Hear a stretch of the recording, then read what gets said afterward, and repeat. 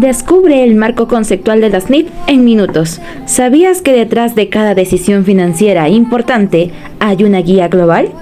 Te presentamos el marco conceptual de las NIF, la brújula de la información financiera internacional. Capítulo 1 y 2 del marco conceptual de las NIF. Capítulo 1. El objetivo de la información financiera con propósito general. El objetivo de la información financiera con propósito general es fundamental para tomar decisiones económicas acertadas, ya que proporciona datos útiles a inversores, prestamistas y acreedores, ayudándoles a evaluar la situación financiera de una entidad.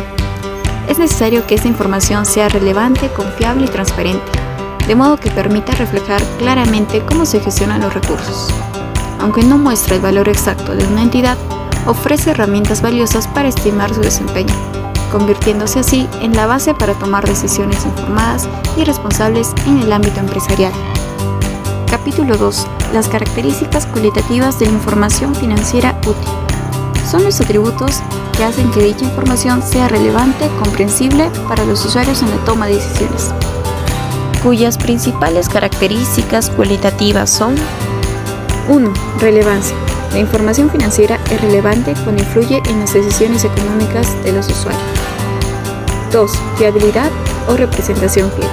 La fiabilidad significa que la información financiera es precisa y refleja de manera fiel los hechos y transacciones de la entidad. 3. Comprensibilidad. La información debe ser presentada de manera clara, concisa y fácil de entender para los usuarios. 4. Comparabilidad. La información debe ser consistente en el tiempo y entre diferentes entidades, permitiendo a los usuarios comparar la situación financiera y el rendimiento de una entidad a lo largo del tiempo o con otras entidades del mismo sector. 5. Verificabilidad. La información debe ser verificable, lo que significa que diferentes observadores cualificados puedan llegar a la misma conclusión, basándose en los mismos datos. Esto asegura la objetividad de la información. 6. Oportunidad. La información financiera debe ser entregada en un momento adecuado, lo suficientemente temprana para que los usuarios puedan tomar decisiones informadas. ¿Qué es lo que veremos en el capítulo 6 del marco conceptual de las NIF? Este capítulo analiza las bases de medición en las normas internacionales de información financiera, enfocándose en el costo histórico y el valor corriente, para valorar activos, pasivos, ingresos y gastos. El costo histórico mide activos y pasivos según el precio original de la transacción. El valor razonable corresponde al precio de mercado para vender un activo o transferir un pasivo. El valor en uso calcula el valor presente de los flujos de efectivo esperados por el uso de un activo. El costo corriente representa el costo actual de adquirir o producir un activo o cumplir con un pasivo. Y el valor corriente ajusta activos y pasivos a condiciones de mercado actuales. Tiene alto valor predictivo al anticipar ingresos y gastos futuros y un valor confirmatorio al comparar expectativas previas del mercado. Continuamos con los factores, enfoques y objetivos que se dan en la medición. Empezando con los factores. ¿Cuáles son los factores para seleccionar una base de medición? La elección de las NIF depende de la relevancia, contribución a flujos efectivos futuros y la representación fiel, garantizando coherencia en activos y pasivos. Ahora, ¿cuáles son los enfoques de medición de las NIF? Se priorizan el valor razonable y el costo amortizado, empleando también el costo histórico y el valor en uso en casos específicos y para estimaciones futuras. Culminando, ¿cuáles son los objetivos de la medición? Los enfoques buscan representar fiel y útilmente la situación financiera, considerando tanto el mercado como las características de los elementos financieros.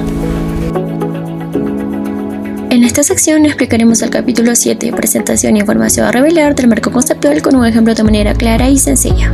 Imagina que tienes una tienda de pasteles y quieres atraer inversionistas. Tus estados financieros son como el menú que muestra que también le va a tu negocio. Entonces, el estado del resultado del periodo es como el resumen de cuánto ganaste vendiendo pasteles este mes. Por ejemplo, si tuviste una venta de $10,000 y tus costos fueron de $6,000, entonces tu ganancia neta sería de $4,000. Esto es lo primero que los inversionistas quieren ver: ¿ganaste dinero o no? Pero no solo importa cuánto ganaste, sino cómo lo lograste. Aquí es donde entra la información a revelar. La revelación tiene el objetivo de asegurar que la información proporcionada en los estados financieros sea clara, relevante y útil para los usuarios que toman decisiones económicas, por lo cual contamos con principios claves de revelación, empezando por la importancia de la información, donde la información debe ser relevante y representativamente fiel. Luego, el equilibrio entre detalle y claridad, donde la revelación debe ser específica y suficiente, pero sin sobrecargar a los estados financieros con información innecesaria. Luego, las notas a los estados financieros, las cuales explican información adicional de cifras presentadas y las políticas contables que se aplican. Proseguimos ya después con los objetivos de la revelación, los cuales son 4: las políticas contables, suposiciones y juicios realizados por la administración, estimaciones e incertidumbres y los riesgos y sucesos significativos que impactan en la situación financiera.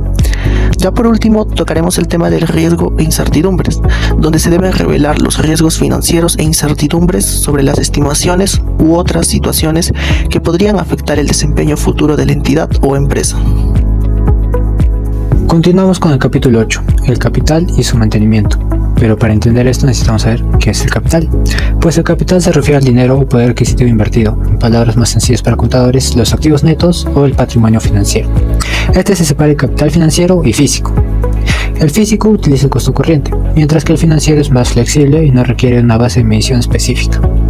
El mantenimiento del costo financiero se obtiene la ganancia cuando los activos son superiores a los que se tuvo en el inicio. En cambio, en el físico se obtiene la ganancia cuando la capacidad productiva es superior a la que se tuvo en el inicio.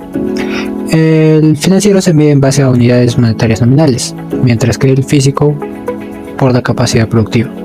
En los ajustes que se hacen en el mantenimiento del capital, el revaluar o reexpresar activos y pasivos influye claramente en el patrimonio, pero estos no se deben de ver reflejados en el estado de resultados, bajo los ciertos conceptos que se manejan en el mantenimiento del capital. Estados financieros y la entidad que informa. Objetivo y alcance. Los estados financieros informan sobre activos, pasivos, patrimonio, ingresos y gastos de la entidad.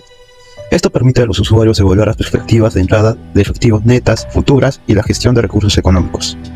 Periodo de informe. Los estados financieros abarcan un periodo específico, proporcionando una fotografía de la situación financiera en ese lapso. Deben incluir información comparativa para al menos un periodo anterior, facilitando el análisis de tendencias. Hipótesis de negocio en marcha. Los estados financieros asumen que la entidad continuará operando en el futuro previsible, a menos que se indique lo contrario. Esta hipótesis es fundamental para la valoración de activos y pasivos. Tipos de estados financieros. Los estados financieros se clasifican en consolidados, no consolidados y combinados. Esta clasificación depende de las relaciones de control y la estructura organizativa de la entidad. Ahora veamos los que son consolidados. Los estados financieros consolidados incluyen la controladora y todas sus subsidiarias, presentando una visión integral del grupo. Estos informes reflejan el desempeño financiero global de la entidad.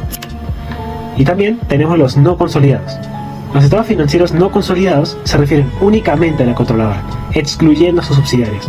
Son útiles para comprender el rendimiento individual de la entidad principal. Y finalmente, los combinados son los estados financieros que agrupan entidades no vinculadas por relaciones de control, facilitando la comparación y el análisis. Permiten evaluar la situación financiera de un conjunto de entidades de manera coherente. Elementos de los estados financieros. En primer lugar, tenemos un activo con recursos económicos controlados por la entidad como resultado de sucesos pasados, con potencial para generar beneficios económicos en el futuro. Se clasifican en activos corrientes y no corrientes, según su liquidez y plazo de realización. En segundo lugar, tenemos los pasivos. Los pasivos representan obligaciones presentes de la entidad, que se deben cumplir, derivadas de eventos pasados. Estos se dividen en pasivos corrientes y no corrientes, según su fecha de vencimiento, reflejando las deudas a corto o largo plazo. Bueno, tercero tenemos el patrimonio. El patrimonio es la parte residual de los activos de la entidad, después de deducir todos los pasivos. Representan la propiedad que tienen los accionistas y puede variar a través de las aportaciones y distribuciones. Ingresos y gastos. Los ingresos son incrementos en el patrimonio, mientras que los gastos son disminuciones. El adecuado registro de estos elementos es crucial para evaluar la rentabilidad de la entidad y su rendimiento económico. Reconocimiento y baja en cuentas. Tenemos dos principios fundamentales que nos ayudan a la preparación y presentación de los estados financieros. En primer lugar, tenemos la relevancia. Como se sabe, es un principio fundamental que establece que la información contable debe poder influir en las decisiones económicas de los usuarios. La información irrelevante puede conducir a interpretaciones equivocadas y decisiones inadecuadas. Representación fiel. La representación fiel implica que los estados financieros deben reflejar de manera precisa y completa la realidad económica de la entidad. Esto asegura que la esencia de las transacciones se presente sin distorsiones.